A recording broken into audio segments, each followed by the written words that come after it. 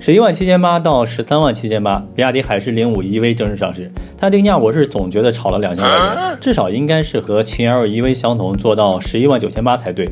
毕竟配置上是大差不差，同样都是后驱怀档天人 GNC 的智驾方案，而且海狮05 EV 还有着同级最小 4.65 米的转弯半径。按这2年比亚迪的传统都不应该差这2000块钱的，所以我就往上查了一下。原来主要还是它的竞争对手吉利银河115实在是强势啊，不得不做出来一种妥协。那我说到底，海狮05 EV 的表现到底怎么样呢？能不能够最后杀出重围呢？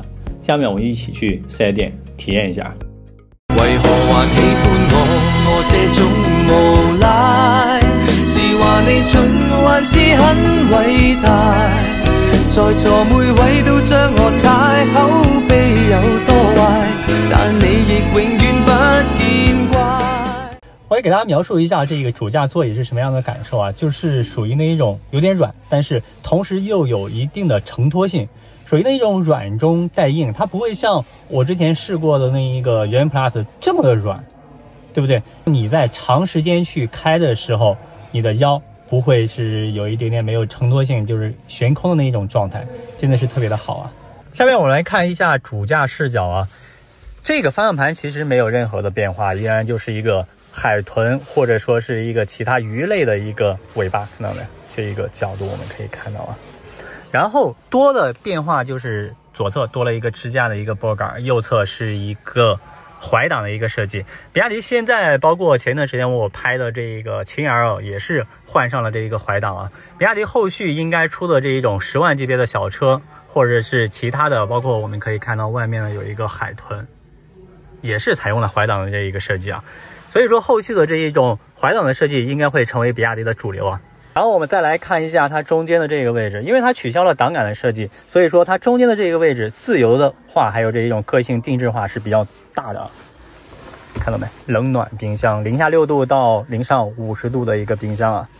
10几万的车，我依然是想给大家去感慨一下，10几万的车能够给你上了冰箱啊。前面是一个最大50瓦的一个无线快充，下面是一个通风口，这个位置重新设计了它的按键的一个排布，这跟比亚迪的王朝或者是海洋网其他的所有的车型都是不一样的，而且是独一份的。这个内饰我是比较喜欢的，这个地方我们可以看到它是一个帆布的一个材质，上面的这一个位置是一个看到吗？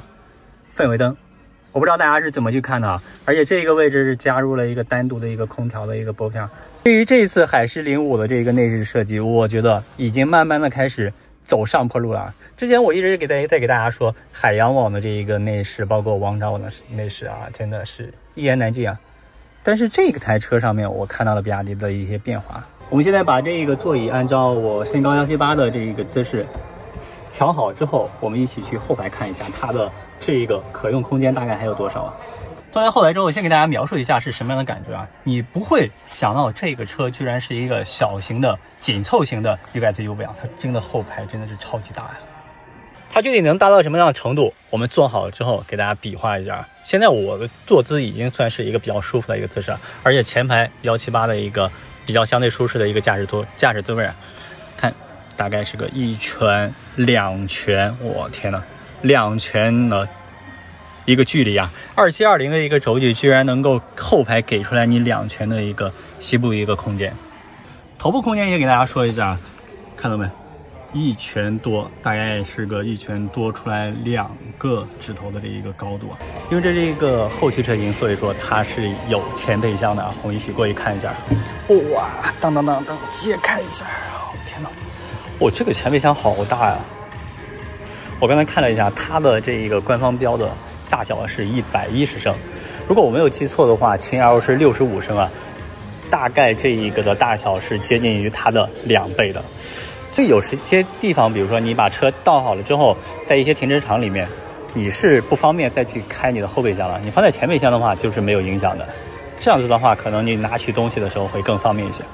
这个后备箱我感觉一般啊，可能它就是为了突出它后面的这一个距离，就是刚才我给大家演示的这一个膝部的空间，所以它的后备箱是比较小的啊。这是比较符合比亚迪一贯后备箱的这个大小的。